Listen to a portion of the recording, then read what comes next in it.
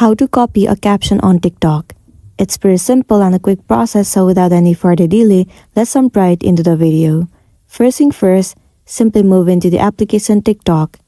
Enter your login credentials and make sure you are logged into your specific account.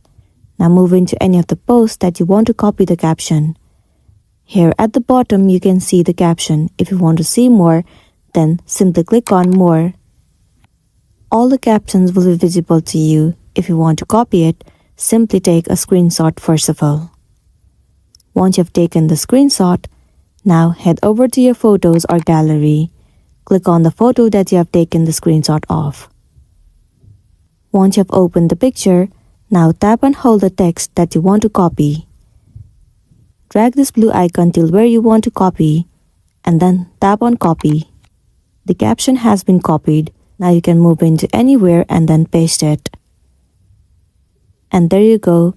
The TikTok caption has been copied and pasted.